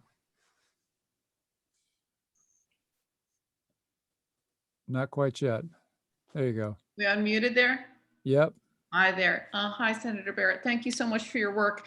I wanted to bring my question back to the practical and the concrete that you mentioned. Since a lot of our housing stock is old, I live in a 100-year-old house. When I went to renovate things, it was very hard to find, contractors that were well-versed in these new technologies. And so my question is, are there state programs to inform and provide guidance to training for HVAC contractors and to certify folks in not just new net zero building, but retrofits? Because I mean, the average age of electricians and a lot of our technical people is, they're older. And so how are we, if we want to do these things, we have to be able to find people to do this work. And so what are we doing to incentivize and train people to retrofit our homes? Thank you, Jean. Great question. A variety of things. I would start again with the reorientation that we're insisting that Mass Save itself undergo. The Mass Save leadership hierarchy has got to set as an internal objective for itself. We're going to have a contractor workforce comfortable, truly comfortable about heat pump technology so that they can work with you when you ask for a Mass Save audit. But secondly, I said this was not an appropriations bill, and that's true, but we were worried about this job training piece. The graying of the workforce is a concern. Also, this is, in general, a potential source of enormous employment for our young people. So we did find a way of imposing a charge on the utilities. $12 million a year will go to the Mass Clean Energy Center, Mass CEC, specifically for job training. We do emphasize that we would like minority-owned and women-owned businesses to be favored in the allocation of that job training money, because job training is an important service and we need to involve women as well as men. We need to involve the minority community in these potentially well-paying jobs, much more than we've succeeded in doing. But we are going to be feeding, it's not a huge amount of money, but it is directed at job training. We are going to be refunding Mass CEC, which happens to have been facing some financing challenges of late. And we're going to do it with a new charge imposed on the utilities. And it's going to be focused on Mass CEC and, as I say, employment training in the very areas that you specify. Thank you, Jean. So look, we have time for one more question, and that's going to be Eva Webster. We're going to cross 2 hours very shortly, and I'm so grateful to you, Mike, for giving us all of your evening here. Great Eva, questions, boy. Great questions. Thank you. Eva, you're up. Try to hold it to 2 minutes, and then we can, they'll give Mike a last word, and we'll sign off. Thank you so much. I am a person who is very receptive to everything that has been said, but I think that I lean more centrist because I'm afraid that we can do too many things too fast and maybe sabotage the larger goal.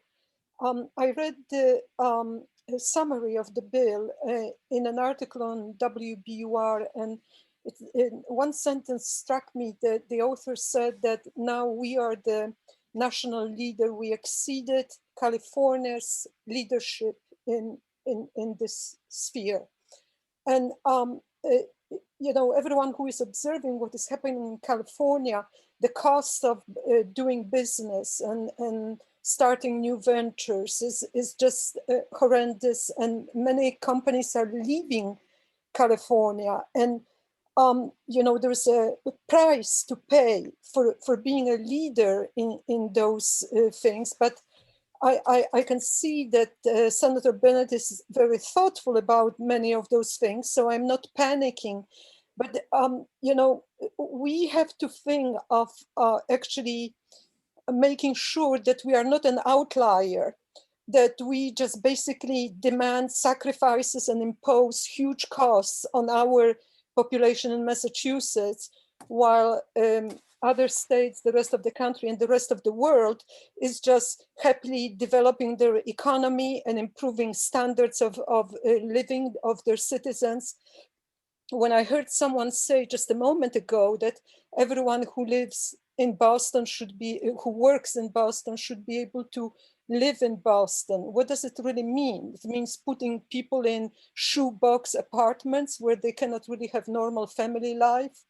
So there's just a lot of heavy duty thinking that needs to go into propagating all those solutions. And I just hope that you people continue doing that. And thank you so much.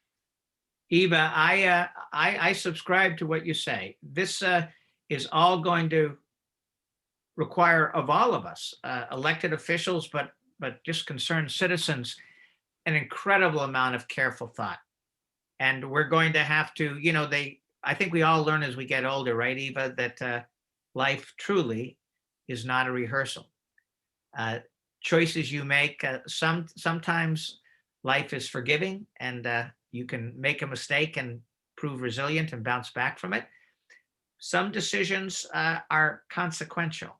Right. One thing I try to do, and I think Senator Brownsberger and Representative Owens would agree with me, is we are trying to proceed as if the decisions and choices we're making have real consequences.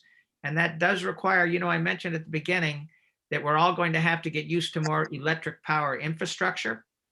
That's going to lead to a lot of tensions around particular construction projects, some of which, by the way, should not be built. But really, we're going to have to accept some changes in the density of Lexington, the density of Belmont, the density of Watertown. Those Belmont and Watertown are already pretty dense, but they are in a sense showing the way, leading the way, because we're going to have to live close by our jobs, cut down on commuting time, encourage people to telecommute whenever they can afford to, and in general, be very careful about thinking our way through a very difficult set of problems. Thank you, Eva. Thank you so much. Thank you, Eva. And thank you, Mike, for, the depth that you bring to this issue is just so helpful. And I'm so glad that you've been in the role that you're in, and I'm so glad you're staying there to see this thing through over the coming years to make sure that we actually do what we said we're going to do here. So why don't we call it a night and thank everybody who's been on the call. And this call has been recorded. We will keep it. It will be preserved. It will be back up on the website tomorrow, and so people can share it if they want to.